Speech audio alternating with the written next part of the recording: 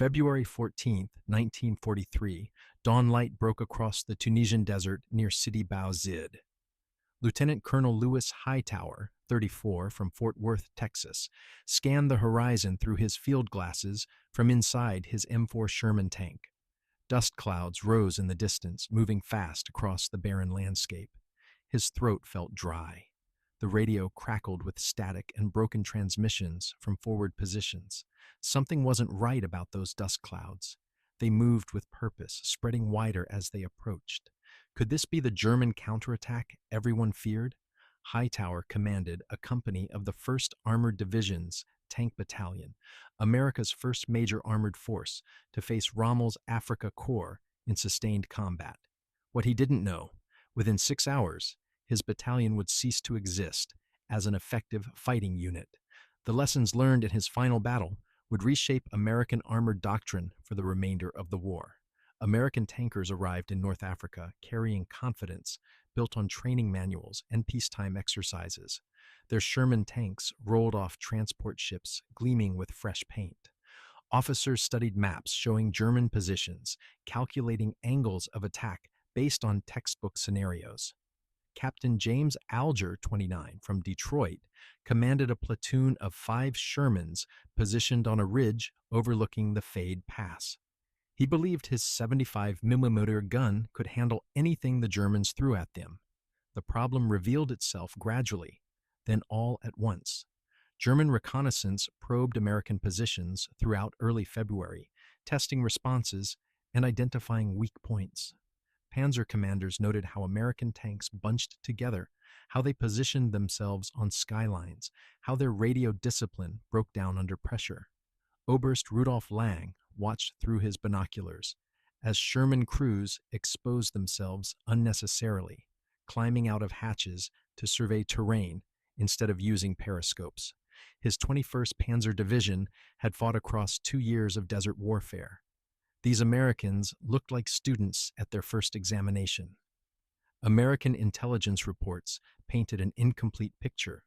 Officers knew German armor operated in the area, but underestimated numbers and capabilities. Major Robert Moore, 38, from Atlanta, commanded the forward defense at Sidi Sidi with 2 tank companies and supporting infantry. His briefings mentioned Tigers, the new German heavy tank, but assured him none operated in Tunisia. His Shermans carried armor-piercing rounds designed to penetrate standard panzer plating. Nobody told him about the 80mm anti-tank guns now deployed in concealed positions across the valley floor. The German plan took shape through careful observation. Field Marshal Rommel himself supervised the preparation, studying aerial photographs and intelligence reports.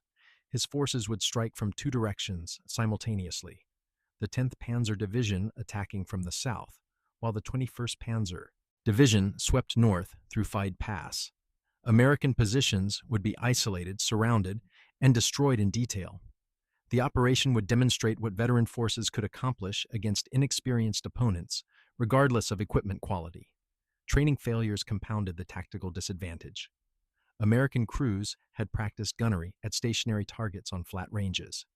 They learned to move in parade ground formations, maintaining neat intervals and straight lines.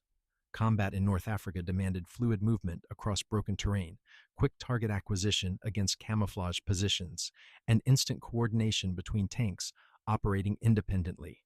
Lieutenant Thomas Bradley, 26, from Sacramento, led his platoon according to the manual, tanks advancing in line abreast, maintaining radio silence until contact. The approach telegraphed their position to every German observer within 5 miles. Maintenance issues plagued the American force. Shermans designed for European conditions struggled with fine desert sand that infiltrated engine filters and fouled mechanical systems. Tracks wore down faster than anticipated. Replacement parts sat in depots hundreds of miles away, while repair crews improvised fixes with whatever materials they could scavenge. Sergeant Frank Morrison, 31, from Chicago, commanded a Sherman with a temperamental transmission that slipped out of second gear randomly. He reported the problem up the chain. His superiors told him to make do. Every available tank was needed for the defensive line. Communication problems isolated units from higher command. Radio sets designed for shorter ranges couldn't maintain contact across the vast distances of North African operations. Batteries drained quickly in the heat.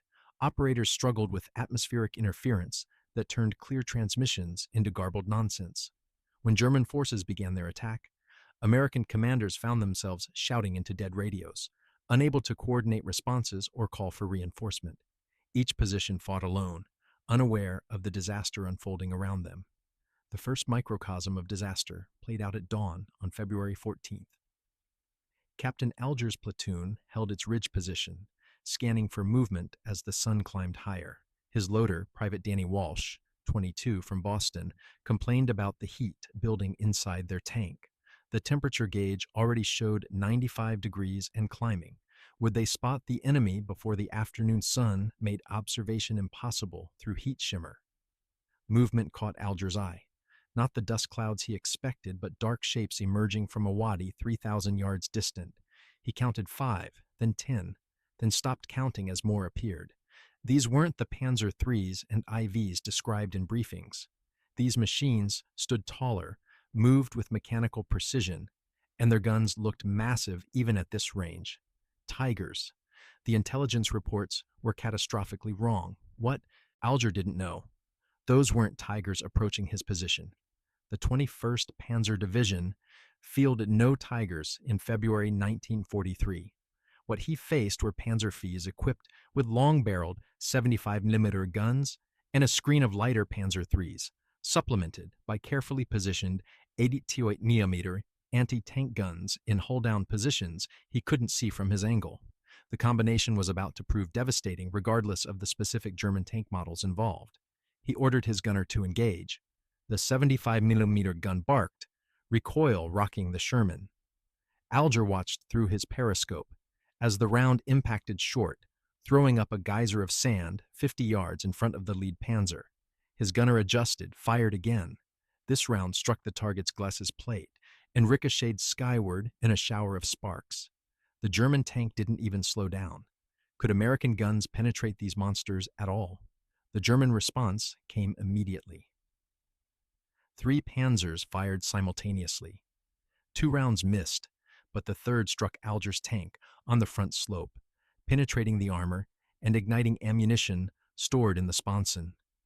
The explosion killed Walsh instantly and tore through the fighting compartment. Alger felt searing heat wash over him as he grabbed the unconscious driver and hauled him through the commander's hatch. They tumbled off the tank as secondary explosions cooked off remaining shells. Behind them, 3 more Shermans in the platoon erupted in flames within 90 seconds. Lieutenant Hightower watched the disaster from his position 2 miles south. His radio came alive with frantic calls, platoons requesting permission to withdraw, infantry reporting armor approaching from unexpected directions, artillery observers calling for fire missions with coordinates that seemed impossible if German forces were where intelligence placed them. The voices carried an edge of panic that training had never prepared them for. How many positions were under attack simultaneously? German tactics exploited every American weakness methodically. Panzers advanced in small groups, using terrain for cover, while 88mm guns engaged American tanks from positions carefully surveyed during preceding days.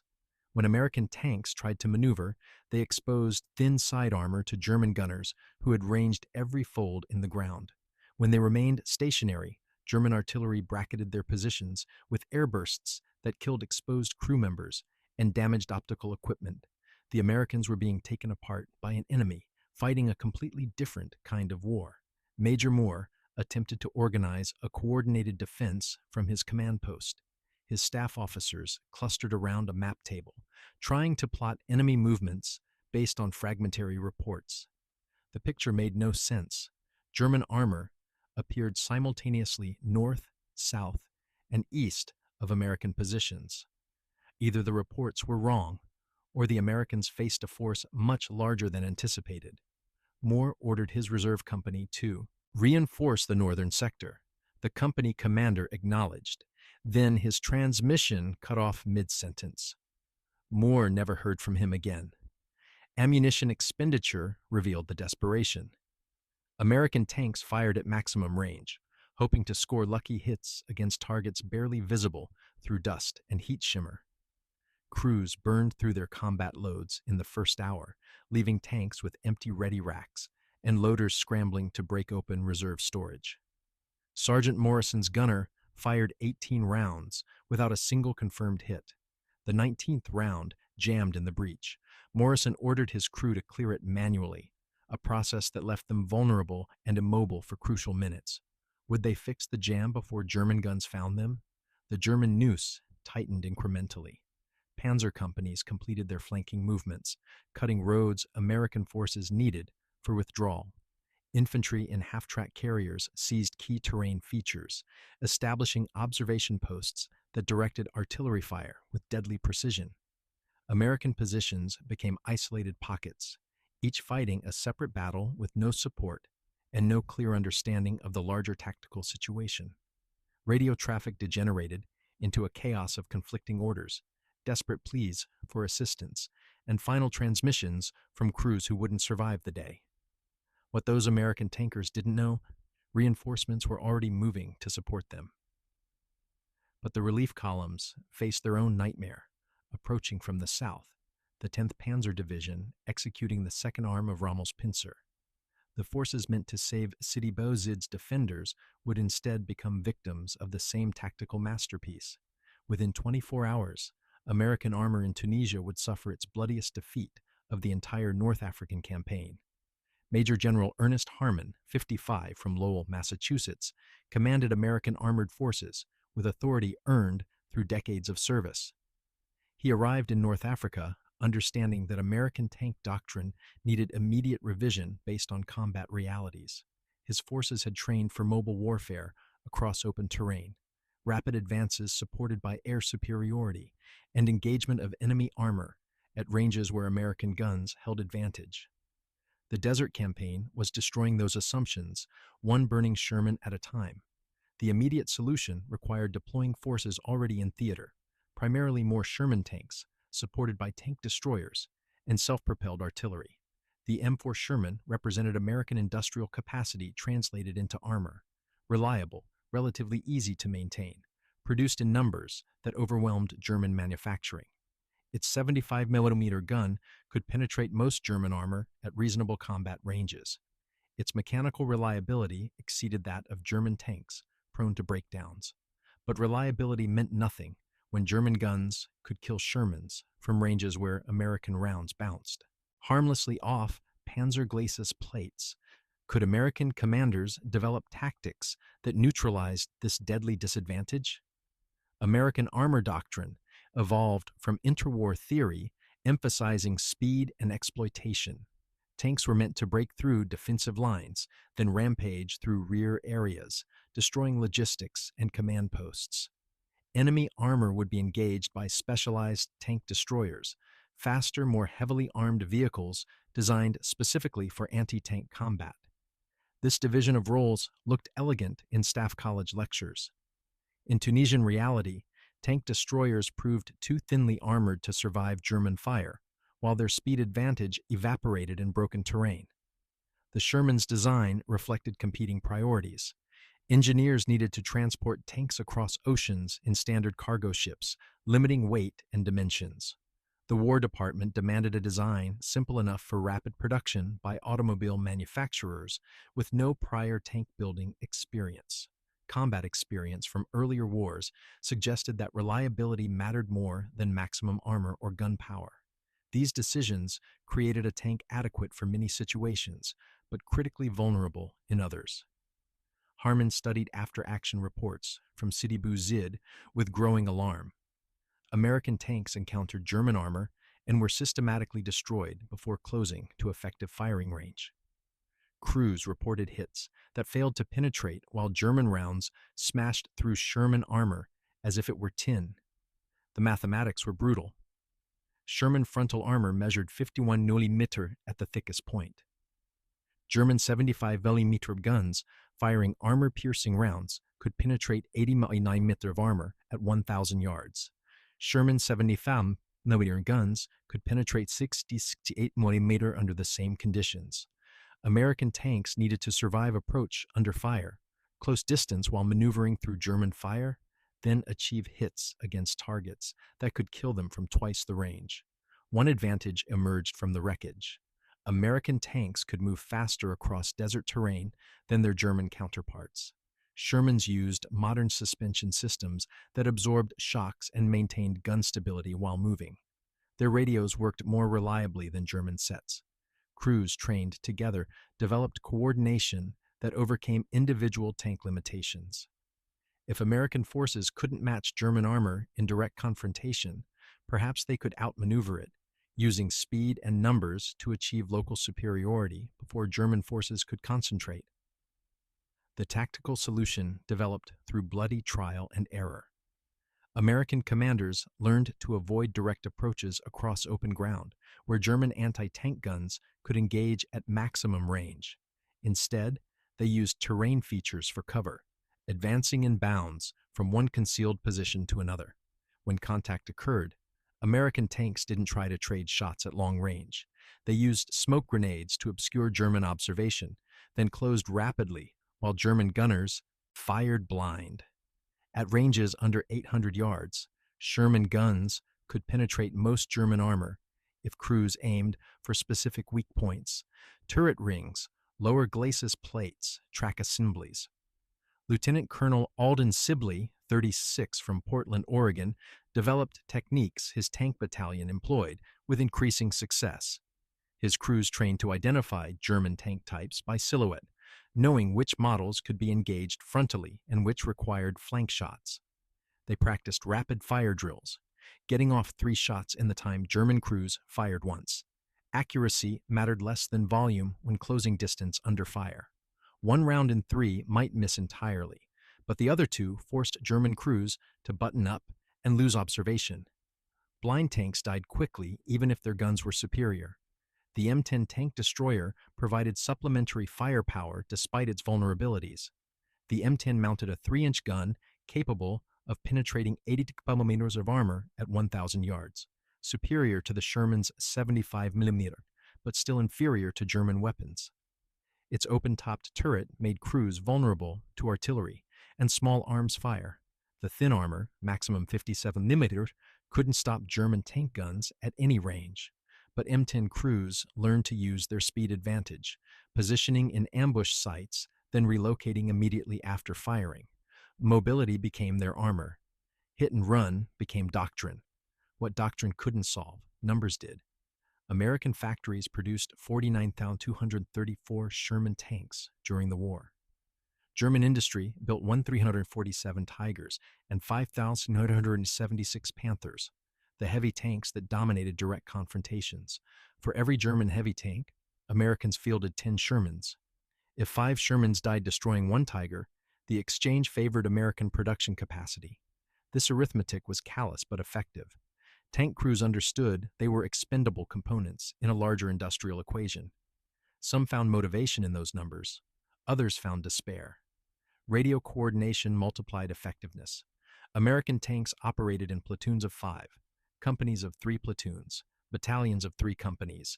Each level maintained radio contact with adjacent units and higher headquarters. When one platoon spotted German armor, every unit within range received the alert. Flanking forces could coordinate movement while engaged tanks fixed enemy attention. Artillery observers traveled with tank companies, calling fire missions that saturated German positions before American armor advanced. The system worked when radios functioned and training held under pressure. Major William Waters, 32, from Spokane, watched his company execute a coordinated assault against a German strongpoint near Kasserine Pass. 3 platoons approached from different directions, forcing defenders to split their fire. Artillery smoke obscured observation, while high explosive rounds suppressed anti-tank guns. Waters' tanks closed to 600 yards before German crews identified their positions through the smoke. By then, American guns could penetrate, and concentrated fire from 15 Shermans overwhelmed 3 Panzer IVs in under 2 minutes. The cost was 2 Shermans destroyed and 1 damaged, but the exchange was acceptable by the brutal mathematics of armored warfare. Training tempo increased as commanders absorbed lessons written in American blood. New crews arriving from the United States underwent additional gunnery practice against moving targets at varying ranges. They learned to identify German armor by engine sound and track pattern. Infantry officers taught them the basics of combined arms, how to coordinate with foot soldiers, where to position for mutual support, when to advance, and when to let infantry clear positions. The curriculum was written by survivors of battles like Sidi, men who understood the difference between theory and survival.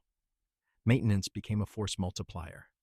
American logistics delivered spare parts, replacement engines, and repair equipment directly to forward positions. Sherman designs incorporated modularity. Damaged components could be swapped out in hours rather than days. Crews learned basic mechanical skills, keeping tanks operational despite the desert's hostile conditions. German Panzer units often abandoned repairable tanks because spare parts couldn't reach the front. American units recovered damaged Shermans, repaired them overnight, and returned them to combat the next morning. Attrition favored the side that could replace losses faster. Opposition to American tactics came from German commanders who adapted their own methods in response. Rommel positioned his panzers in depth, creating multiple defensive lines that forced American tanks to run successive gauntlets of anti-tank fire. He used mines extensively, channeling American advances into kill zones covered by 80-8mm guns. When American forces attempted flanking maneuvers, they found German armor already positioned to counter the threat. The learning went both directions. American tankers studied German tactics, while German commanders analyzed American responses. The human cost of tactical evolution was measured in destroyed tanks and dead crews. Each Sherman carried a 5-man crew. When armor-piercing rounds penetrated the fighting compartment, outcomes varied from instant death to horrific burns as ammunition cooked off. Crews who survived one tank kill often found themselves reassigned to replacement Shermans, carrying their trauma into new battles. Lieutenant Bradley from Sacramento escaped 3 destroyed tanks before wounds ended his combat service. He spent the rest of the war teaching new crews the lessons he'd learned, trying to improve their survival odds, even marginally. What American tankers couldn't know, their struggle in Tunisia was preparing them for larger battles ahead. The techniques developed in desperate fights against Rommel's veterans would be refined in Sicily, perfected in Italy, and deployed en masse across France. Every Sherman lost at Sidi taught lessons that saved dozens more at Anzio or the Bulge. The 1st Armored Division was paying tuition in a brutal school where graduation meant survival. The first test of revised American tactics came 10 days after Sidi disaster. Captain Theodore Swinton, 31 from Tulsa, led a reinforced company toward German positions near Kasserine Pass with orders to probe enemy strength. His 15 Shermans advanced in a staggered formation, using wadis and ridgelines for cover instead of the parade ground lines that marked earlier American attacks. Would this new approach fare any better against veteran panzer crews? Swinton's scouts detected German armor at 2,000 yards. 3 Panzer Rs positioned hull down behind a low ridge. Instead of charging directly, Swinton split his force. 2 platoons maneuvered left, while the 3rd engaged frontally, drawing German fire. The flanking platoons used dead ground to close within 800 yards before opening fire simultaneously from an unexpected angle. German crews, focused on the frontal threat, took critical seconds to redirect their turrets. Those seconds were fatal. American guns penetrated 2 Panzers' side armor before the 3rd withdrew behind the ridge, trailing smoke from engine damage. The engagement lasted 7 minutes. Swinton lost 1 Sherman to a German round that penetrated at the moment his tank crested a rise. But his company destroyed or disabled 3 enemy tanks without suffering the catastrophic losses that characterized earlier battles. The after-action report circulated through American armored units within days, becoming a template for similar operations. Adjustments continued through March as American commanders refined their methods based on accumulating combat data. artillery coordination improved. Forward observers learned to place smoke screens that concealed American movements without blocking their own observation. High explosive rounds saturated German positions immediately before tank assaults, forcing enemy crews to button up and lose visibility. The timing was critical. Too early, and Germans recovered before American tanks arrived. Too late, and artillery risked hitting friendly armor. Lieutenant Harold Vance, 28 from Richmond, commanded a Sherman platoon supporting infantry near Gafsa. His tanks operated in close coordination with foot soldiers who identified German anti-tank gun positions invisible to tank crews.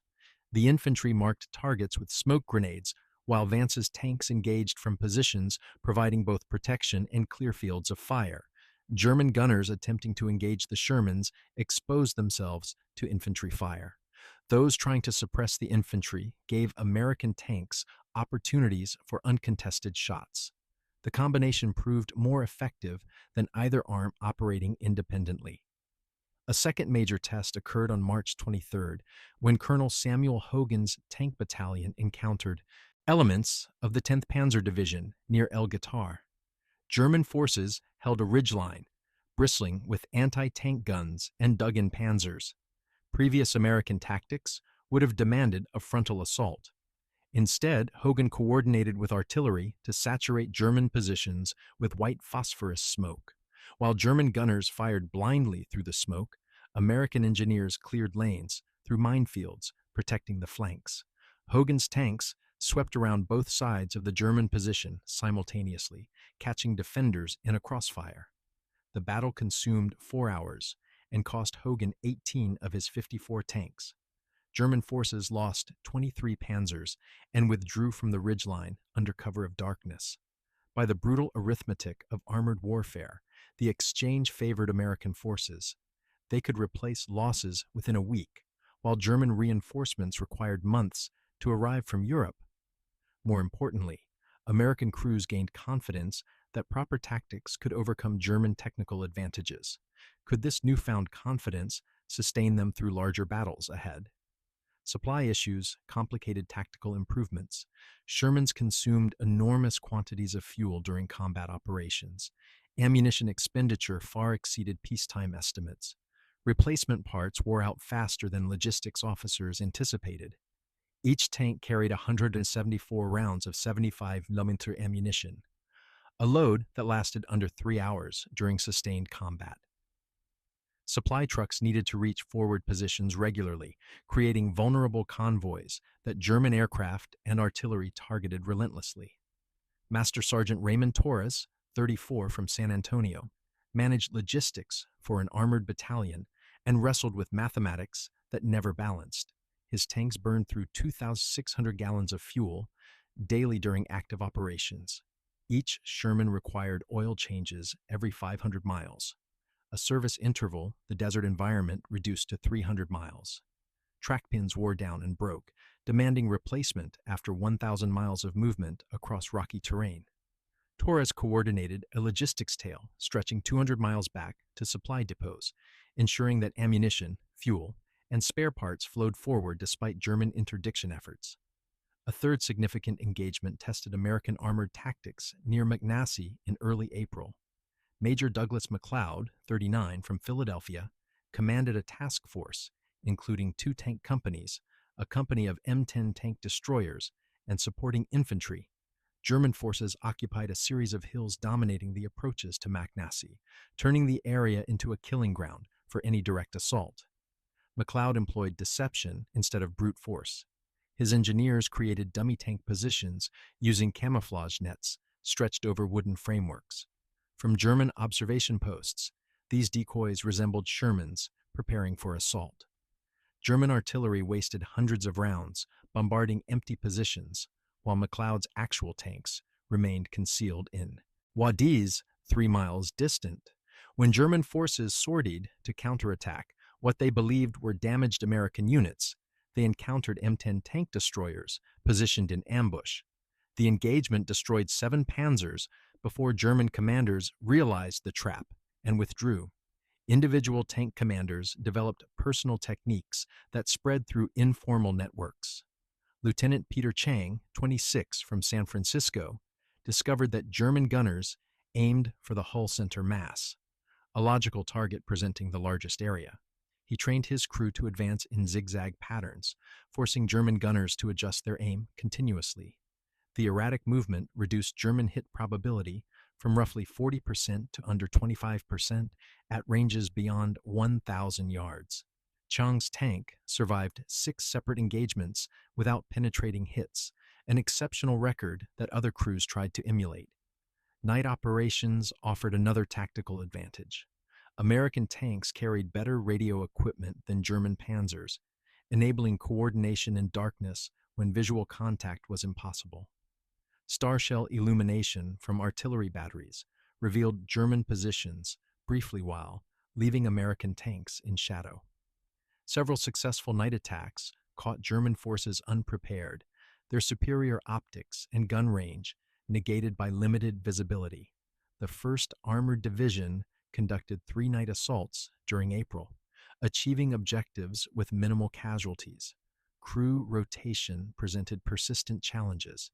Experienced tankers who survived multiple engagements became valuable repositories of tactical knowledge. But continuous combat ground down even the toughest crews. Tank commanders showed symptoms of combat fatigue after 6 weeks of sustained operations. Delayed reactions, poor decision-making, psychological breakdown. The Army needed to rest veteran crews while maintaining unit effectiveness, a balance that proved elusive when every available tank was committed to active operations. Captain Ronald Stevens, 33, from Boston, commanded his Sherman through 11 separate engagements before stress fractured his judgment. During a routine patrol, he mistook American M10 tank destroyers for German Panzers and ordered his platoon to engage. The error was caught before shots were fired, but Stevens recognized his deterioration. He requested relief, was reassigned to training duties, and spent the rest of the war teaching new crews while wrestling with guilt over requesting removal from combat. How many other commanders pushed beyond their limits because duty demanded it? German countermeasures evolved in parallel with American improvements. Panzer crews learned to expect flanking maneuvers and positioned supporting units to counter them. Anti-tank guns deployed in depth, creating multiple defensive layers that forced American tanks to fight through successive positions. Minefields grew denser and more sophisticated, incorporating anti-personnel mines alongside anti-tank weapons to slow engineers attempting to clear lanes. The tactical arms race intensified as both sides adapted to opponent innovations. The cumulative effect of these developments was measured in shifting casualty ratios. During Sidi WWII, American forces lost 4 to 6 tanks for every German vehicle destroyed. By late April, the ratio approached 2 to 1, still unfavorable but sustainable given American production advantages. More importantly, American crews were surviving tank kills at higher rates as they learned techniques for rapid evacuation and where to position for quickest escape. Experience was being purchased in blood, but the price was gradually declining. Captain James Alger returned to consciousness in a German field hospital, his left arm wrapped in bandages and his memories fragmented. Medical orderlies speaking accented English told him he'd been unconscious for 18 hours. His tank had burned after being hit by an 80mm round. His crew was dead except for his driver, who'd suffered burns across 40% of his body. The date was February 15th. Alger's war was over before it truly began. What happened to the rest of his battalion during those lost 18 hours? The German pincer completed its deadly work through the afternoon and evening of February 14th. Oberst Rudolf Lang's 21st Panzer Division swept through Fide Pass and wheeled south, cutting the Sidi WWII defenders' supply routes.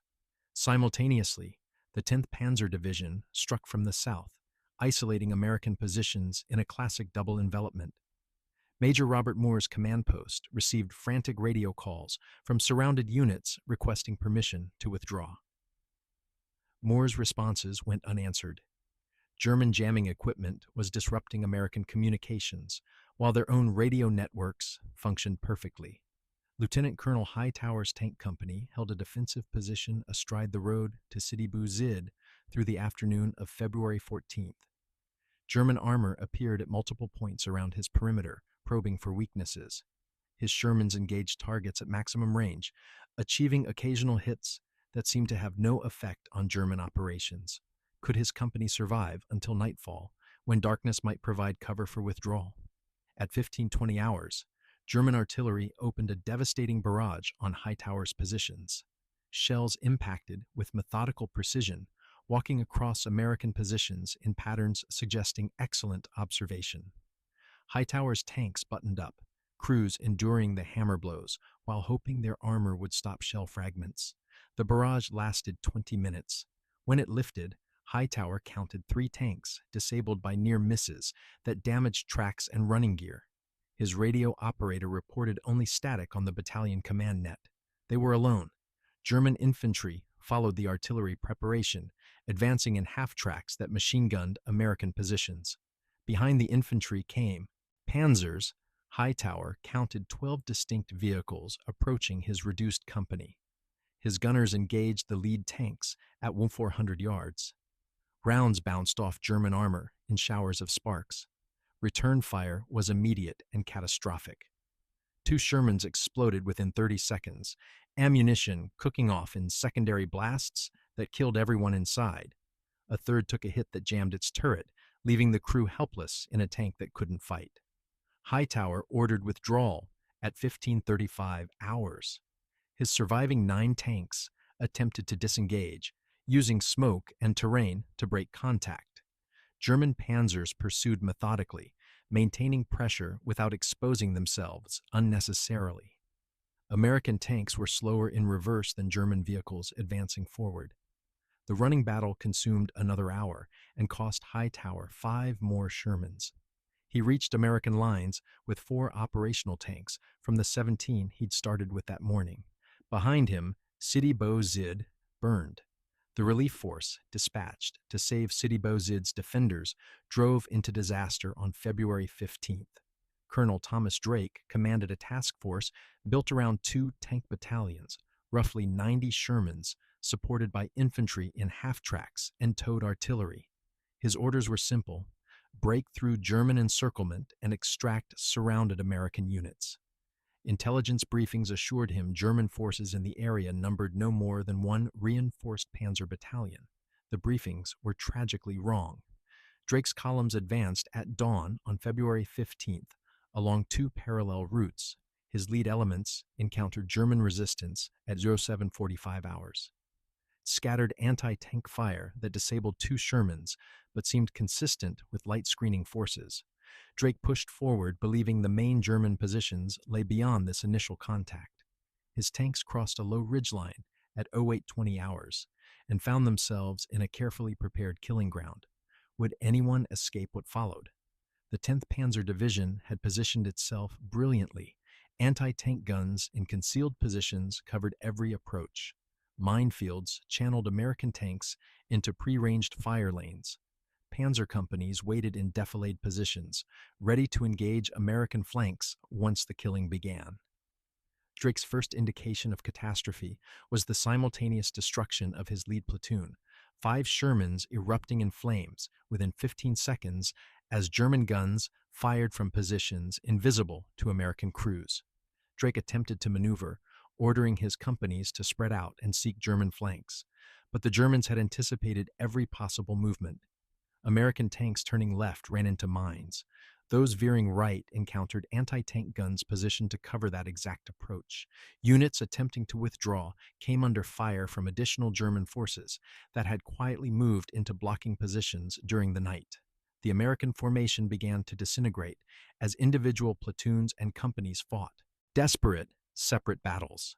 Sergeant Frank Morrison's Sherman took its first hit at 08:47 hours. An 80-mm round that punched through the sponson armor and detonated inside the fighting compartment. Morrison was blown clear by the blast, landing 20 feet from his burning tank. Fragments had peppered his legs and back. He watched his loader try to climb out through the top hatch, clothes on fire before a second explosion drove him back inside. The screaming lasted perhaps 30 seconds. Morrison would hear it for the rest of his life. By 1,000 hours, Drake's task force had effectively ceased to exist as a combat formation. Surviving American tanks scattered across the battlefield, some attempting to fight their way clear, others immobilized by damage or mechanical failure. German forces moved among the wreckage methodically, destroying disabled vehicles and rounding up survivors. The relief force, meant to save Sidi, Zid's garrison instead, added its own wreckage to the catastrophe. Lieutenant Thomas Bradley commanded one of the few American platoons that escaped the encirclement. His 5 tanks fought a running battle across 12 miles of desert, pursued by German armor and harassed by artillery. He lost 2 tanks to mechanical breakdown, transmissions that failed under the stress of extended high-speed maneuvering across broken ground. Another Sherman took a track hit that immobilized it, forcing Bradley to abandon the crew to German capture. His remaining 2 tanks reached American lines at 13:30 hours, nearly out of fuel and ammunition. How had everything gone so catastrophically wrong? The German success at Sidi Bou Zid reflected superior tactics, better intelligence, and veteran crews fighting green opponents, but it also demonstrated the consequences of American command failures. Intelligence had underestimated German strength by nearly 100%. American commanders deployed forces piecemeal instead of concentrating combat power. Radio communication failures prevented coordination between isolated units. The lessons were written in burning Shermans and dead tankers scattered across miles of Tunisian desert. Major General Lloyd Friedendahl commanded American forces in the sector and bore ultimate responsibility for the disaster. His headquarters was located 70 miles behind the front lines in a bunker complex that consumed more engineering effort than defensive positions for his combat units. His orders often contradicted information from forward commanders who actually saw German positions. His relief came swiftly after Kasserine Pass. Eisenhower replaced him with Patton, who immediately began implementing the harsh training and tactical reforms that would transform American armored forces. Could those reforms have saved the men who died at Sidi Bou Zid? Darkness on February 15th brought no respite. German forces consolidated their gains, preparing for the next phase of operations that would carry them toward Kasserine Pass and potentially into the American rear areas. American survivors stumbled into friendly lines throughout the night, carrying stories of destruction that shocked rear echelon troops who still believed in American invincibility. The 1st Armored Division, America's premier tank formation, had been mauled in its first major engagement. Rebuilding would require more than replacement tanks. It demanded fundamental revision of doctrine, training, and leadership. During 5 days of combat around Sidi Bou Zid and Kasserine Pass, American armored forces lost 183 tanks, destroyed or captured. The 1st Armored Division suffered 2,546 casualties, 300 killed, 300 wounded, and 1,946 missing or captured. This represented 40% of the division's combat strength, eliminated in less than a week. The numbers exceeded anything American commanders anticipated from their first major engagement against German armor. Could the Army absorb such losses and still function as an effective fighting force? What those stark figures didn't capture, the psychological impact of comprehensive tactical defeat.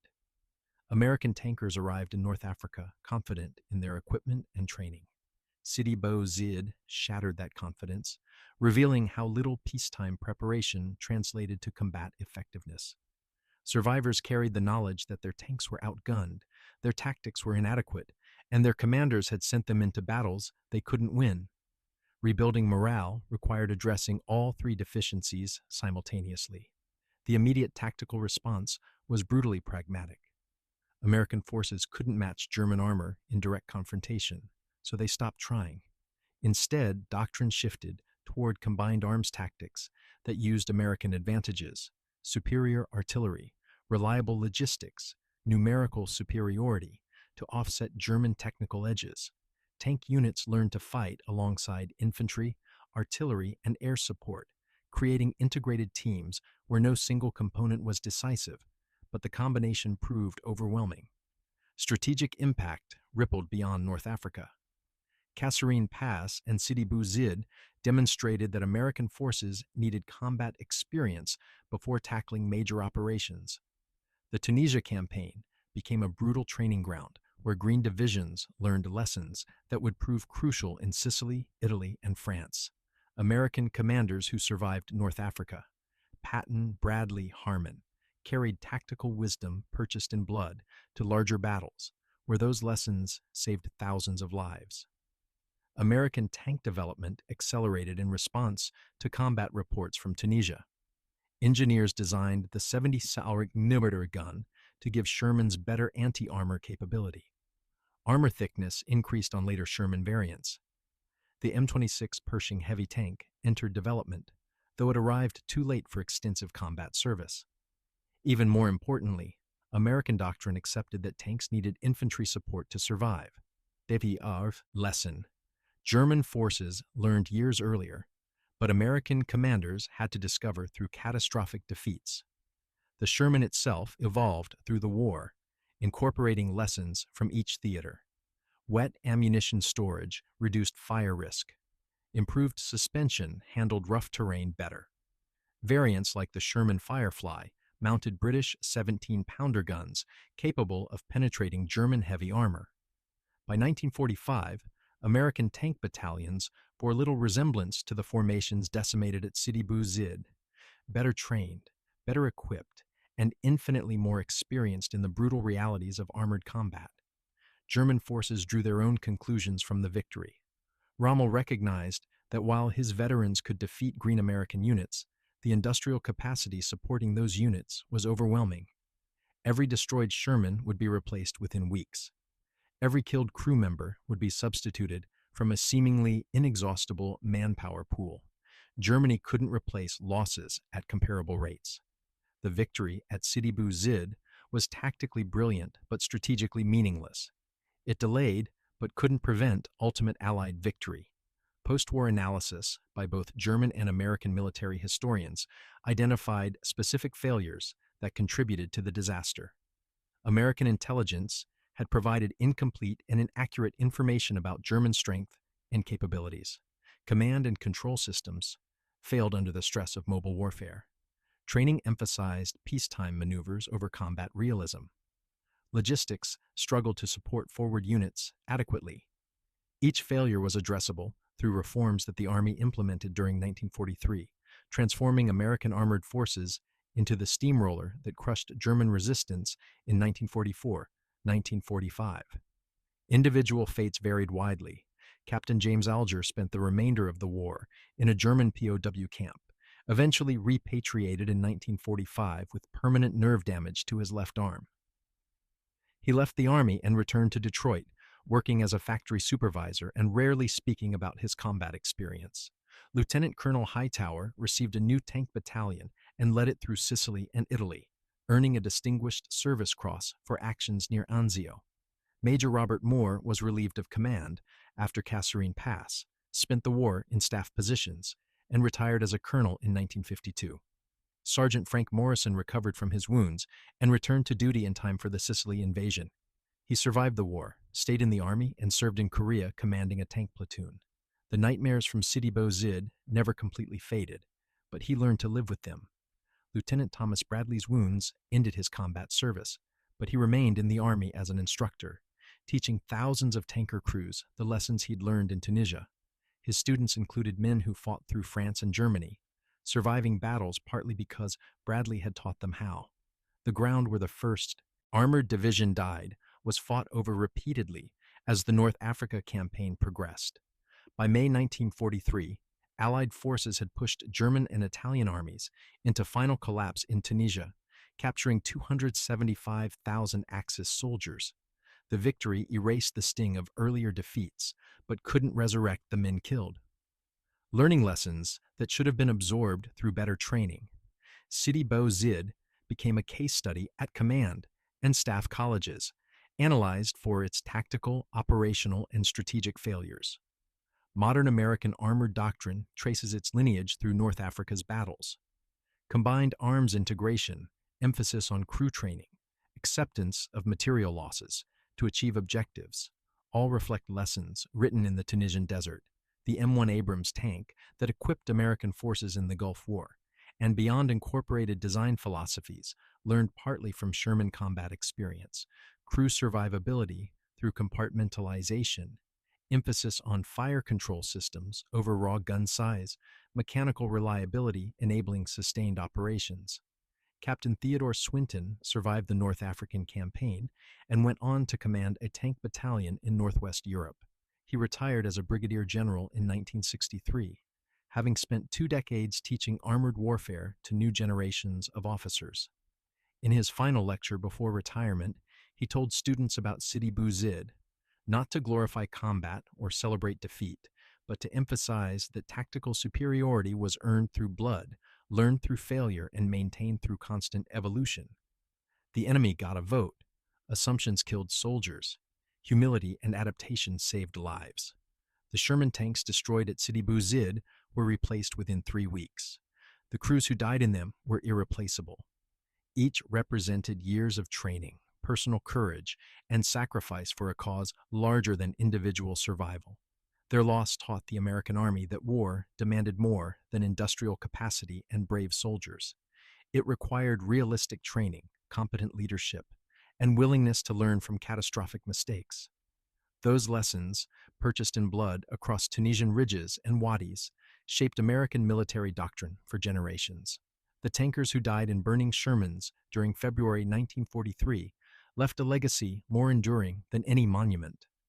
An army that learned from its failures and became nearly unstoppable in consequence.